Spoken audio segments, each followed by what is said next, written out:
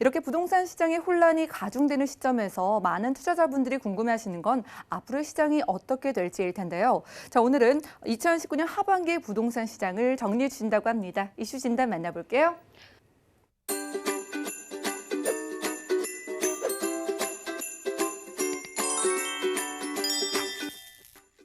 네, 이제 올해도 얼마 남지 않았는데요. 부동산이 굉장히 말도 많고 규제도 많고 정책적으로 굉장히 어려움을 겪는 한 해였습니다. 얼마 남지 않은 한 해 부동산 흐름에 대해서 정리를 하도록 하겠습니다. 올 하반기 시장을 한번 살펴보실까요?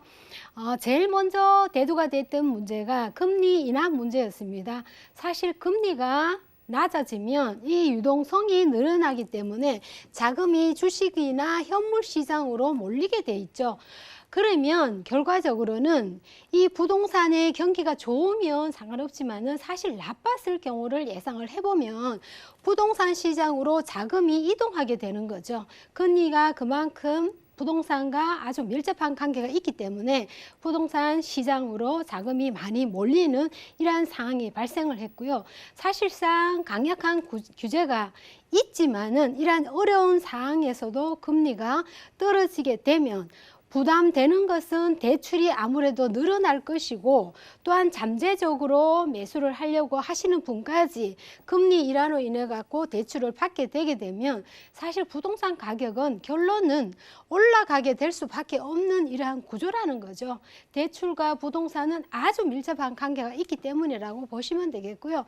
특히 전세로 살고 계시는 분들은 이러한 대출을 활용해서 실질적으로 매매에 대한 수요로 전환을 하게 되죠.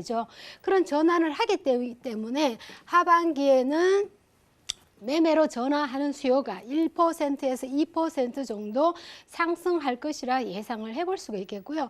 특히 기존금리 인하가 되게 되면 한동안에 잠잠했던 서울이라든지 지방도 마찬가지라고 봅니다. 전세란이 다시 부추겨지고 세입자 입장에서 보게 되면 낮은 금리로 이용해서 사실 월세로 사는 분들은 전세로 전환하려고 싶을 것이고, 주인 입장에 봤을 때는 전세보다는 예금금리가 낮기 때문에 월세로 전환하는 이러한 역효과가 일어나는 현상이 오게 되는 거죠. 실제로 그러다 보면 전세 물건이 더 귀하게 되기 때문에 이러한 전세 가격이 오르게 됨으로써 또한 매매 가격이 상승을 하는 동방 이러한 상승 효과가 이어진다, 이렇게 보시면 되겠고요.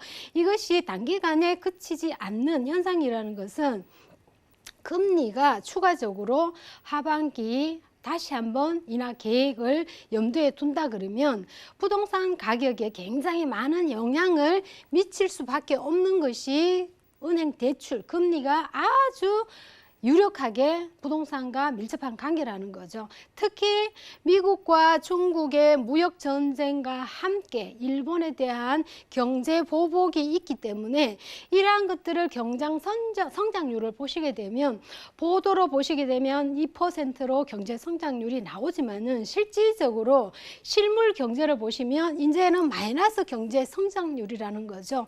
이러한 것들은 금리가 주는 효과고요. 특히 이러다 보면 수익형 부동산은 증가할 수밖에 없습니다.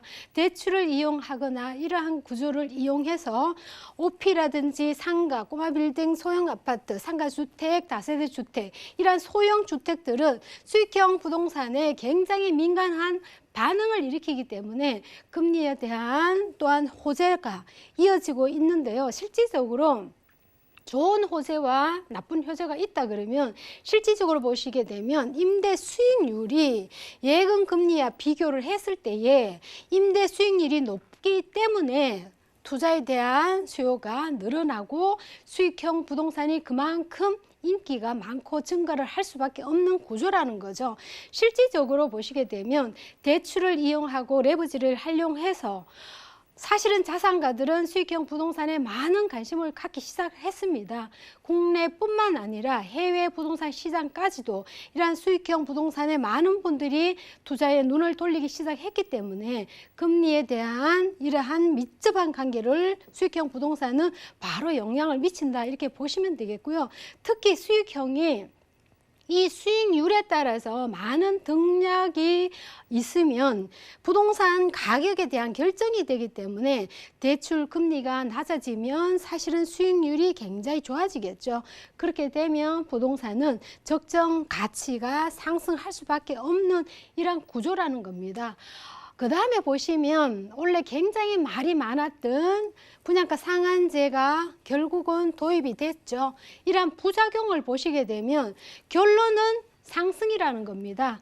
부동산이 재건축이라든지 재개발 이러한 사업들이 사실은 상한제 규제에 걸리기 때문에 사업이 중단이 하거나 연기가 되기 때문에 공급에 대한 위축이 상당히 많은 영향을 미칠 수밖에 없고요. 거기에 따라서 직접적인 가격을 통제에 따르기 때문에 집값 안정 효과보다는 부작용이 더 큰 것이 문제라는 거죠. 특히나 신규 분양 가격을 낮춰놓는다고 일반 주택 가격을 올라갈 수 있는 여지가 있을까요? 절대 그렇지 않습니다. 그렇기 때문에 분양가와 시세가 격 차이가 크기 때문에 일명 아파트의 청약만 되면 로또 청약이라는 말이 나오는 것처럼 롯데 분양가가 청약이 당첨됐다면 그거는 과도한 수익을 안겨주기 때문에 사실은 부작용이 우려될 수밖에 없는 거고, 거기에 따라서 또한 분양가 상한제가 적용이 되게 되면 품질에 대한 저하가 우려될 수밖에 없는 거죠. 이러한 것들이 자재라든지 자유라 이후의 설계라든지 업그레이드해야 되는 주택이 사실은 업그레이드가 될 수밖에 없는 거죠. 안 되는 거죠. 그렇기 때문에 품질이 향상에 제약이 걸리는 문제가 또 한 번 짚어지게 되고요.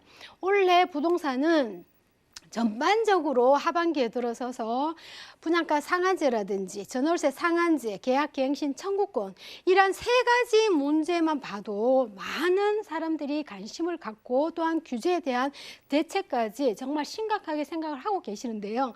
내년 전망을 앞서서 미리 보신다면 이러한 규제로 인해서 내년 부동산 시장도 굉장히 어두운 부동산 시장이 될 가능성이 있다, 이렇게 정리를 해드리겠습니다.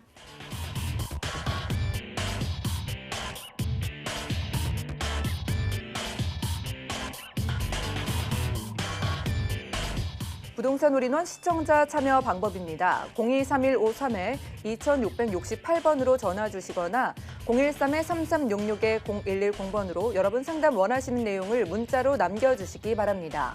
방송이 끝난 후에는 서울경제TV 홈페이지와 네이버 TV의 센TV 부동산 사람들을 통해 시청자 참여가 가능합니다.